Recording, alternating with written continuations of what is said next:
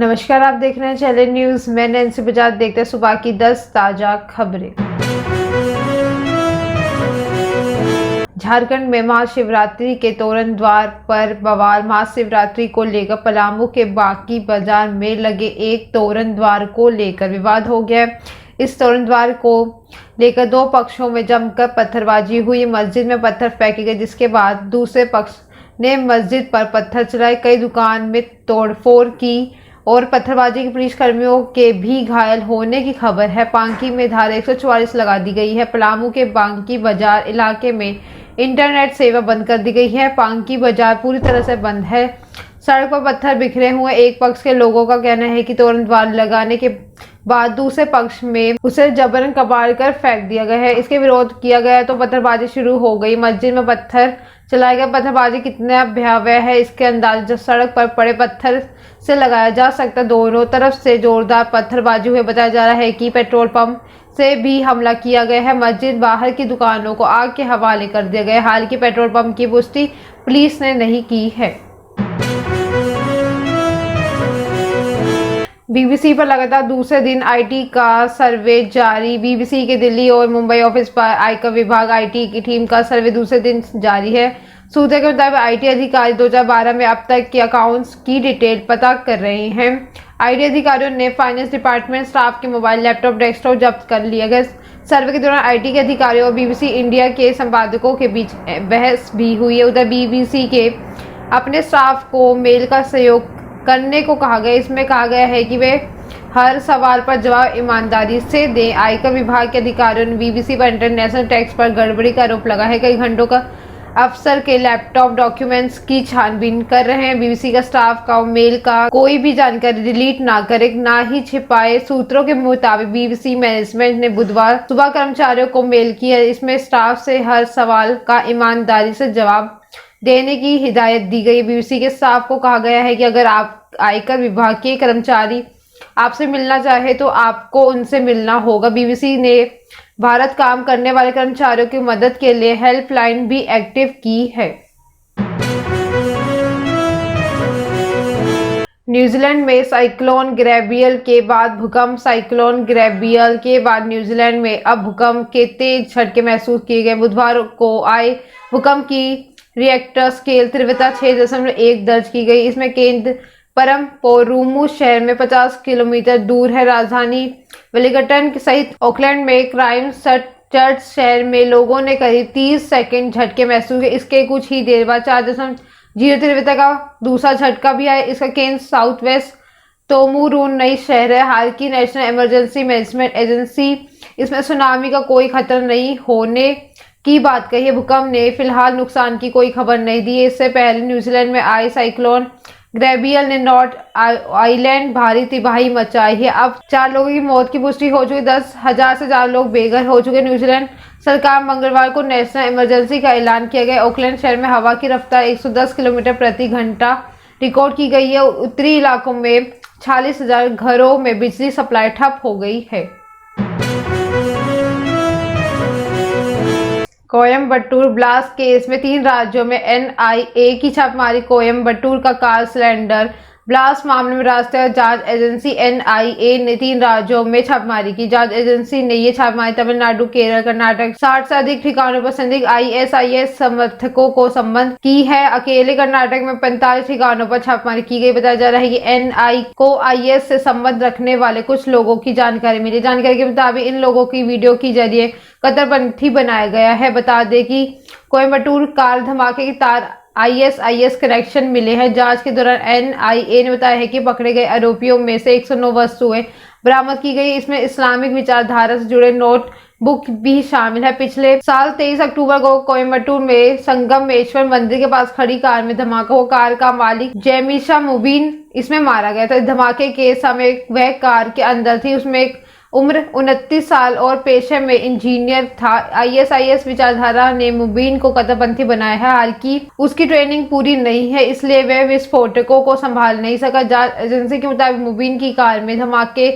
के समय 2 LPG cylinder थे। इसमें एक फटा था और अगर दूसरा भी फट जाता तो मंदिर और आसपास के कई मकानों को नुकसान पहुंच जाता। सीएम ने मरीज के लिए दिया अपना हेलीकॉप्टर। हिमाचल प्रदेश के मुख्यमंत्री सुखविंदर सिंह सुक्खू ने मरीज को एयरलिफ्ट करने के लिए अपना हेलीकॉप्टर दे दिया, जिसमें चंबा के ट्राइबल एरिया पांकी किलार में मरीज को एयरलिफ्ट करके कांगड़ा में टांडा मेडिकल कॉलेज पहुंचाया गया। सीएम ऑफिस के जारी बयान में दावा किया गया है कि मुख्यमंत्री ने अपना दौरा रद्द कर मरीज को एयरलिफ्ट करवाया। अपना मरीज स्वास्थ्य लाभ ले रहा है और उसकी हालत खतरे से बाहर बताई जा रही है। मिली सूचना के अनुसार पांगी स्थित किलार के दरबास गांव में सोमवार को देवेंद्र नाम का व्यक्ति घर की छत पर काम कर रहा था और इस दौरान पैर फिसलने से वह गिर गया और घर के बाहर लगी लोहे की चादर में उसका गला कट गया। देवेंद्र की सांस की नली कट गई है। इसके बाद देवेंद्र को किलार अस्पताल में उपचार के लिए भर्ती करवाया गया, मगर मरीज की गंभीर को देखते हुए डॉक्टरों ने उसे आईजीएमसी शिमला के लिए रेफर कर दिया। क्षेत्र में बर्फबारी के कारण मरीज को आईजीएमसी पहुंचाना मुश्किल था। इसे देखते हुए स्थानीय विधायक डॉक्टर जनकराज ने मंगलवार को मुख्यमंत्री सुखविंदर सिंह सुक्खू से बात की। मुख्यमंत्री ने आपात स्थिति को देखते हुए प्रशासन को उसी वक्त हेलीकॉप्टर से मरीज को एयरलिफ्ट करने के लिए निर्देश दिए। साथ ही उन्होंने अस्पताल में प्रशासन को मरीज को हर संभव चिकित्सा सुविधा उपलब्ध कराने को भी कहा। मोहन भागवत बोले, एक विचारधारा देश को बिगाड़ नहीं सकती। आरएसएस चीफ मोहन भागवत ने मंगलवार को कहा कि सिर्फ एक विचारधारा या फिर कोई एक शख्स देश को बना या बिगाड़ नहीं सकता। दुनिया के अच्छे देशों में हर तरह के विचार होते हैं, उनके पास भी सभी प्रकार के सिस्टम है और वे सिस्टम की इस भीड़ के साथ बढ़ रहे हैं। नागपुर के कार्यक्रम में बोल रहे हैं कि दरअसल आरएसएस चीफ मोहन भागवत मंगलवार को राज रत्न पुरस्कार समिति की ओर से आयोजित पुरस्कार समारोह में पहुंचे। इस दौरान उन्होंने नागपुर के पूर्व शाही घराने भोसले परिवार के बारे में बात की। मोहन भागवत बोले, ये परिवार संघ के संस्थापक केशव बलिराम हेडगेवार के समय आरएसएस से जुड़ा था। छत्रपति शिवाजी महाराज ने स्वराज्य की स्थापना की ओर से दक्षिण भारत के अत्याचारों से मुक्त करवाए। वहीं नागपुर भोसले परिवार के शासन पूर्व और भारत शोषण से मुक्त हुआ है। राजा का अर्थ होता है सबका सेवक, ना कि शासक। अब जमाना प्रजातंत्र का, इसलिए अब राजा नहीं रहे।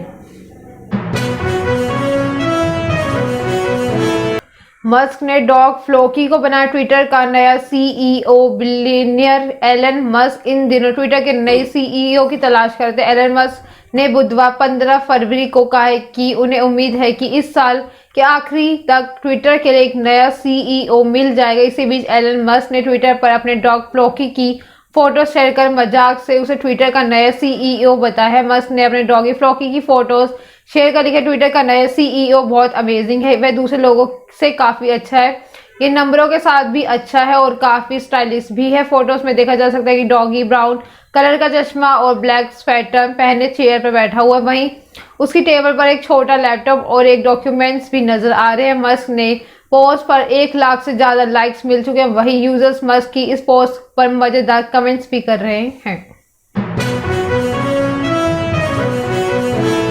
एनडीआरएफ इंडिया ने तुर्की में 61 शव निकाले। एनडीआरएफ 8वीं बटालियन गाजियाबाद के जूलियो रोमियो ने तुर्की में 2 बच्चों को नई जिंदगी दी। ये दोनों बच्चे तुर्की में भूकंप के कई मंजिला बिल्डिंग के नीचे दब गई थी। कई दिनों तक मलबे में दबी रही किस्मत के साथ एनडीआरएफ के स्नीपर डॉग जूलियो रोमियो भगवान बनकर पहुंच गए। दोनों स्नीपर डॉग ने इन बच्चों को जिंदा होने का सिग्नल दिया। फिर क्या था, एनडीआरएफ के जवान रेस्क्यू में जुट गए और दोनों बच्चों को जिंदा बाहर निकाला। एनडीआरएफ इंडिया अभी तक 61 शव निकाल चुकी हैं और वो 2 लाइव रेस्क्यू की हैं। एनडीआरएफ प्रवक्ता नरेश चौहान ने बताया कि तुर्की में हमारी टीम में कुल 29 साइट पर रेस्क्यू कर रही 3 टीमों ने सोमवार को गाजी अटैक के नूरदाग में 28 शवों के मलबे से निकाला। अब तक 2 लाइव रेस्क्यू किए हैं, जिसमें दोनों बच्चियां हैं, जिनकी उम्र 6 और 8 साल है। विपरीत परिस्थितियों में विभिन्न चुनौतियों का सामना करते हुए एनडीआरएफ टीमें तुर्की में अपने सर्च और रेस्क्यू कार्यों को अंजाम दे रही हैं। सानिया मिर्जा होंगी आरसीबी विमेंस टीम की मेंबर। भारत में टेनिस स्टार सानिया मिर्जा को महिला प्रीमियर लीग में रॉयल चैलेंजर्स बेंगलोर महिला टीम का मेंटर नियुक्त किया गया। आरसीबी के आधिकारिक ट्विटर अकाउंट में बुधवार को इसकी जानकारी दी। सानिया ने जनवरी 2023 में ऑस्ट्रेलिया में अपना आखिरी ग्रैंड स्लैम खेला था। मिर्जा ने कहा कि मैं टीम के खिलाड़ियों के प्रेशर से जुड़ी समस्याओं में मदद करूंगा। आरसीबी ने सानिया का इंटरव्यू भी शेयर किया। पोस्ट में आरसीबी ने लिखा है, महिलाओं के लिए भारतीय खेलों में एक युवा आइकन जिसमें अपने पूरे करियर में बोल्ड और टूटी बधाओं को खेला। आरसीबी महिला क्रिकेट टीम की मेंटर के रूप में सानिया मिर्जा का स्वागत करते हुए हमें गर्व हो रहा है कि सानिया मैदान पर और उसके बाहर भी एक चैंपियन हैं। अदिति राव हैदरी ने धर्मेंद्र को दिया गुलाब। कल यानी 14 फरवरी को देश भर में वैलेंटाइन डे सेलिब्रेट किया गया। इस बीच दिग्गज एक्टर धर्मेंद्र का एक वीडियो सोशल मीडिया पर सामने है जिसमें 36 साल की बॉलीवुड एक्ट्रेस अदिति राव हैदरी उन्हें गुलाब का फूल देते हुए नजर आ रही है। इस वीडियो में धर्मेंद्र चेयर पर बैठे हुए हैं और तभी अदिति उन्हें रोज लाकर देती। धर्मेंद्र गुलाब का फूल लेते हुए प्यार से हैदरी के माथे में चूमते हैं और वही अदिति के बाद अदिति धर्मेंद्र से आशीर्वाद लेते हुए उन्हें गले लगाते। धर्मेंद्र और अदिति के इस वीडियो को सोशल मीडिया पर फैंस खूब पसंद करें। बता दें कि अदिति राव हैदरी और धर्मेंद्र बहुत जल्द web series task divided boy blood में एक साथ दिखाई देंगे। मेकर्स ने इस सीरीज को अनाउंस करते हुए दोनों का एक वीडियो सोशल मीडिया पर पोस्ट किया। ये सीरीज OTT प्लेटफॉर्म जी पर 5 पर स्ट्रीम होगी। सीरीज में अदिति राव हैदरी अनारकली के रोल में नजर आएंगी। वहीं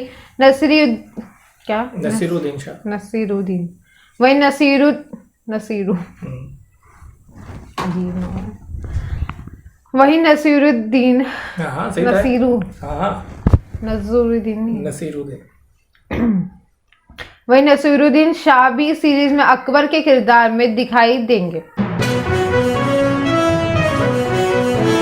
ये थी सुबह की 10 ताज़ा खबरें। ऐसे अपडेट्स के लिए बने रहे हमारे चैनल को लाइक करें, कमेंट करें एंड सब्सक्राइब करना ना भूलें। धन्यवाद।